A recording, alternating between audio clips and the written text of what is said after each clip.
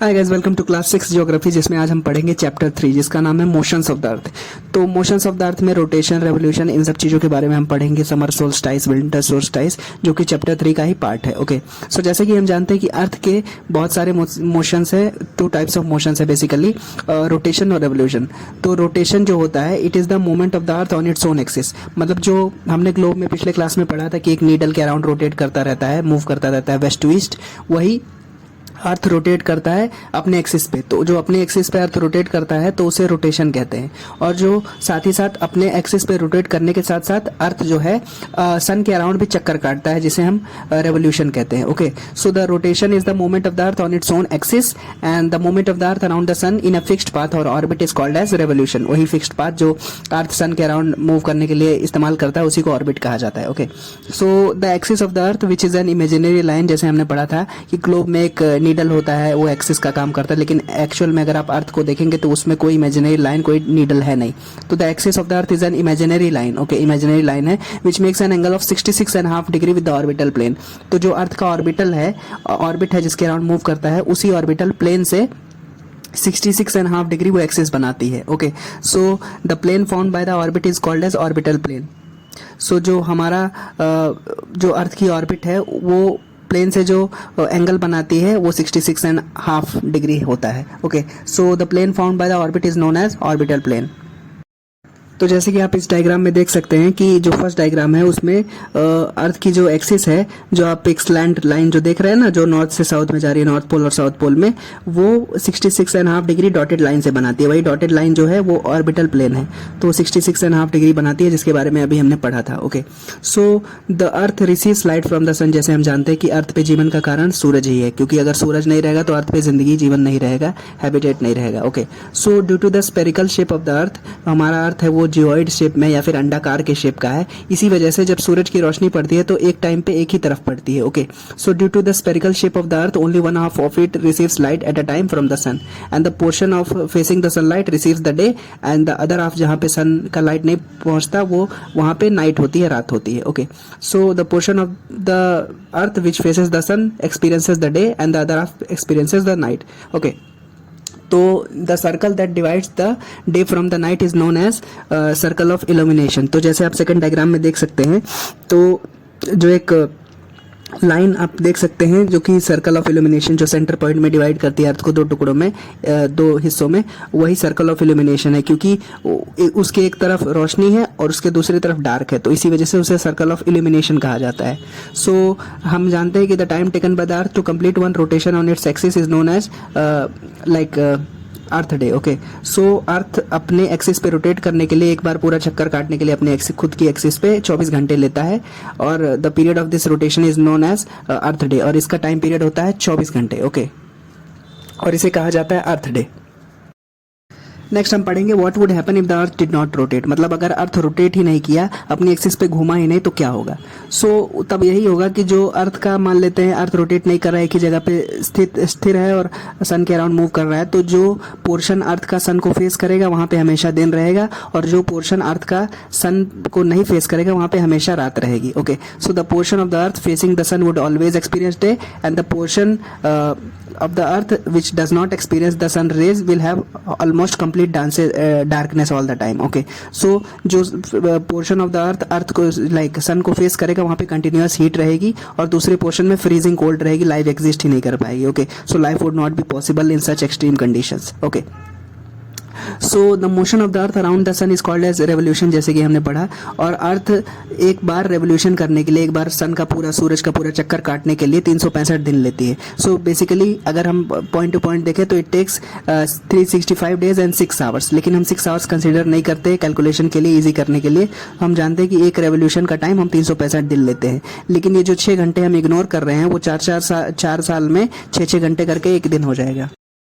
तो जैसा कि आप इस डायग्राम से देख के समझ सकते हैं कि अर्थ के अलग अलग पोजीशंस है सन के अराउंड। तो जो फर्स्ट वाला पार्ट है जिससे आप देख सकते हैं समर सोल्स्टाइस का टाइम है, समर का सीजन है। और आप जब और राइट में आएंगे नीचे तो ऑटम का सीजन बताता है, और आगे जाएंगे तो ये आपको विंटर का सीजन बताएगा, और जो और ऊपर जाएंगे जो टॉप मोस्ट है वो स्प्रिंग सीजन बताएगा। तो ये अलग अलग टाइम पे जब अर्थ की सन के अराउंड पोजीशन रहेगी उसी हिसाब से सीजन्स बदलते रहते हैं। ओके, सो अगर अर्थ रिवॉल्व नहीं करेगी अपने मतलब सन के अराउंड तो सीजन्स भी नहीं चेंज होंगे। ओके, सो एक हमने दो बातें पता चली कि अगर अर्थ रोटेट नहीं करेगा तो दिन और रात एक जगह पे हमेशा दिन रहेगी, दूसरी जगह पे हमेशा रात रहेगी। और अर्थ अगर सन के अराउंड मूव ही नहीं करेगा तो क्या होगा कि सीजन्स भी नहीं चेंज होंगे। तो ये हमें दो बातें पता चली। और अभी हम जानते हैं कि ये जो 6 घंटे हम इग्नोर कर रहे थे, यही 6 घंटे 4 बार ऐड हो करके 4 साल में एक दिन बन जाएगा। और यही एक्स्ट्रा डे जो बनेगा ना, that will be added in the month of February, and after every 4 years the February will have 29 days।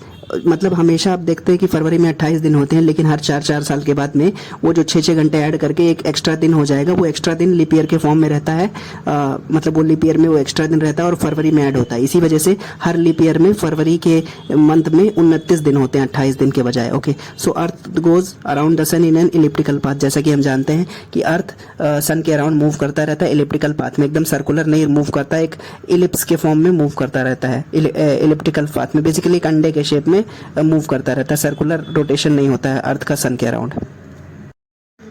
Next हम जानेंगे व्हाई डू सीजन्स चेंज। जैसे कि मैंने अभी कुछ टाइम पहले बताया कि हमारे साल में 4 सीजन्स होते हैं, समर, विंटर, स्प्रिंग और ऑटम। ओके, सो सीजन्स इस वजह से चेंज होते हैं क्योंकि अर्थ का पोजीशन चेंज होता रहता है सन के अराउंड। अगर अर्थ का पोजीशन सन के अराउंड चेंज ना हो तो सीजन्स बदलेंगे ही नहीं, हमेशा सेम सीजन रहेगा। अभी हम जानते हैं समर सोल्स्टाइस के बारे में। ओके, सो जैसा कि हम जानते हैं कि जून वगैरह के टाइम में, मई जून के टाइम में जो नॉर्थन हेमिस्फीयर है वो सन के अराउंड फेस करेगा, सन की तरफ फेस करेगा। तो उसी को ध्यान में रखते हुए हम समर सोल्स्टाइस के बारे में पढ़ेंगे। तो हम जानते हैं कि ऑन 21 ऑफ जून एग्जाम्पल के तौर पे लेते हैं, द नॉर्थन हेमिस्फीयर या फिर नॉर्थन पार्ट ऑफ द अर्थ जो इक्वेटर से नॉर्थ साइड में है, it's tilted towards the sun. इसी वजह से नॉर्थन हेमिस्फीयर में सन की डायरेक्ट रेज पड़ती है, direct rays fall over the tropic of Cancer, क्योंकि जो ट्रॉपिक ऑफ कैंसर है वो नॉर्थन हेमिस्फीयर में पड़ता है। Okay, so these areas receive more heat obviously क्योंकि सन की रेज पड़ रही है। So as the rays of the sun are slanting towards the poles receive less heat. ये भी हमने पिछले क्लासेस में पढ़ा। Okay, so the north pole is inclined toward the sun and places beyond the arctic circle have continuous daylight for 6 months। मतलब जो north pole है, जब नॉर्थ हेमिस्फीयर टिल्ट होगा ना सन की तरफ, तो जो नॉर्थ पोल है वो भी नॉर्थ हेमिस्फीयर का पार्ट है। तो इसी वजह से जो नॉर्थ पोल में 6 महीने हमेशा दिन रहेगी, जब तक नॉर्थ हेमिस्फीयर सन की तरफ फेस करता रहेगा। मतलब नॉर्थ पोल में 6 महीना दिन रहेगा, रात नहीं होगी। अगर रात होगी भी तो भी मतलब समय केवल बदलेगा, हमेशा दिन ही रहेगा वहां पे। Okay, so since a large portion of the northern hemisphere is getting light from the sun, therefore जो रीजन्स होंगे नॉर्थ ऑफ इक्वेटर में वहां पे समर सीजन रहेगा। ओके, और हमने जो 21 जून का एग्जांपल लिया, so 21 June will have the longest day and the shortest night. तो ये एक्चुअल में होता है कि 21 जून को जब नॉर्थन हेमिस्फीयर डायरेक्टली फेस करेगा सन को और उस टाइम के अराउंड, तो 21 जून को पूरे साल में सबसे बड़ा दिन होगा और पूरे साल में सबसे छोटी रात होगी, क्योंकि 24 घंटे है ना एक दिन के लिए, पूरे कंप्लीट डे के लिए, डे प्लस नाइट, तो लॉन्गेस्ट डे हो जाएगा। तो इसी वजह से शॉर्टेस्ट नाइट होना पड़ेगा। इस टाइम के अराउंड में जब हम नॉर्थन हेमिस्फीयर को कंसीडर कर रहे हैं, जब 21 जून को लॉन्गेस्ट डे और शॉर्टेस्ट नाइट होगी और समर सोल्स्टाइस होगा, सो इसी समय पे जो सदर्न हेमिस्फीयर है जहां पे सन की रोशनी नहीं पड़ेगी, कंडीशंस बिल्कुल अपोजिट रहेंगी, तो वहां पे विंटर सीजन होता रहेगा सदर्न हेमिस्फीयर में इस टाइम पे। Okay, so here nights are longer than the days. Southern hemisphere की अगर हम बात करें तो इस समय में, so this position of the earth is called as summer solstice in the northern hemisphere, क्योंकि नॉर्थन हेमिस्फीयर वालों के लिए ही तो समर है ना, इसी वजह से इसको समर सोल्स्टाइस कहेगा इस पोजीशन पे अगर हम खड़े होते हैं नॉर्थन हेमिस्फीयर में, जैसे इंडिया वगैरह में। अभी हम पढ़ेंगे विंटर सोल्स्टाइस के बारे में। तो ये समर सोल्स्टाइस, विंटर सोल्स्टाइस, मतलब ये सब टर्म्स हैं हम डिफाइन कर रहे हैं क्योंकि अर्थ की पोजीशन चेंज होती रहती है सन के अराउंड, इसी वजह से ये सब कंडीशंस पैदा होती हैं। Summer solstice, winter solstice, longest day, longest night, ये सब पोजीशंस होती हैं। ओके, तो अभी हम जानेंगे विंटर सोल्स्टाइस किसे कहते हैं। तो विंटर सोल्स्टाइस में ये होता है कि जो ट्रॉपिक ऑफ कैप्रिकॉर्न रहता है ना, जो टिल्ट रहती है अर्थ, वो जैसे नॉर्थन हेमिस्फीयर टिल्ट रहती है समर सोल्स्टाइस के टाइम पे, लेकिन विंटर सोल्स्टाइस के टाइम पे जो इक्वेटर का साउथर्न पार्ट है, जो ट्रॉपिक ऑफ कैप्रिकॉर्न है 23.5 डिग्री साउथ, वो टिल्टेड रहता है सन की तरफ। ओके, सो ऑन 22 दिसंबर जो इस टाइम का समय होता है, 22 दिसंबर में हमारे देश की अगर कंसिडर करें तो the tropic of Capricorn receives the direct rays of the sun. Okay, as the south pole is tilted towards the sun. Sun. मतलब नॉर्थन हमें ये समर सोल्स्टाइस में क्या हो रहा था, नॉर्थ पोल था टिल्टेड टुवर्ड्स द सन, लेकिन विंटर सोल्स्टाइस के टाइम पे 22 दिसंबर के टाइम पे the tropic of Capricorn receives direct rays of the sun, क्योंकि साउथ पोल टिल्टेड है सन की तरफ। तो जब साउथ पोल टिल्टेड है सन की तरफ तो ट्रॉपिक ऑफ कैप्रिकॉर्न भी साउथर्न हेमिस्फीयर में ही है ना, साउथ पोल की तरह। इसी वजह से ट्रॉपिक ऑफ कैप्रिकॉर्न में direct rays of the sun आएंगी। Okay, so as the large portion of the southern hemisphere receives the sun rays, so it is summer here. Okay, so इस time पे यहाँ पे समर होता रहेगा, लेकिन हमारे देश में विंटर होता रहेगा।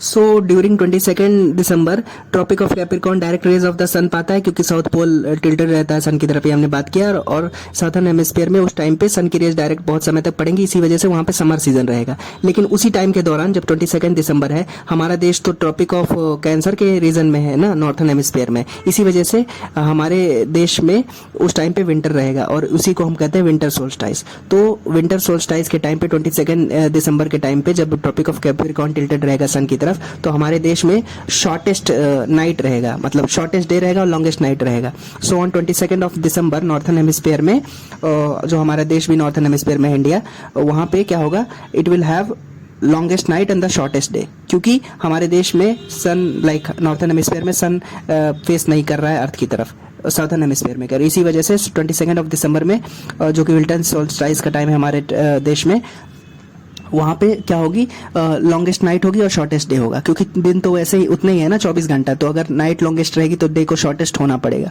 अभी हम जानते हैं दो और इंपॉर्टेंट डेज के बारे में, जिसका नाम है 21 मार्च और 23 सितंबर। तो 21 मार्च और 23 सितंबर में क्या होता है कि direct rays of the sun fall on the equator, मतलब ये ऐसा टाइम है जब इक्वेटर पे सन की डायरेक्ट रेज पड़ती रहेंगी। सो इस टाइम पे क्या होगा, जब इक्वेटर की सन की डायरेक्ट रेज इक्वेटर पे पड़ेंगी, तो जो neither of the poles is tilted towards the sun, क्योंकि इक्वेटर की पे डायरेक्ट रेज सन की पड़ रही है, क्योंकि मतलब अब सन जो अर्थ है अच्छी पोजीशन में, सही पोजीशन में, तो सन की डायरेक्ट रेज पड़ रही हैं इक्वेटर पे, तो neither of the poles is tilted toward the sun, इसी वजह से। So the whole of the earth receives equal days and night, तो इस टाइम को हम कहते हैं इक्विनॉक्स। तो जो 21 मार्च और 23 सितंबर का जो समय होता है, उस टाइम पे सन की डायरेक्ट रेज इक्वेटर पे पड़ती हैं, क्योंकि दोनों में से नॉर्थ पोल ना साउथ पोल सन की तरफ टिल्टेड नहीं रहता है। इसी वजह से इस दिन में क्या होता है कि इन दोनों दिनों में इक्वल डेज और इक्वल नाइट्स होते हैं, और इसी को हम बोलते हैं इक्विनॉक्स, क्योंकि इक्वल डेज और इक्वल नाइट्स हैं। So these were the few things in this third chapter of class 6 geography. If you have any doubts, you can ask in the comment section. Thank you so much for watching. Bye bye, and please subscribe to my channel.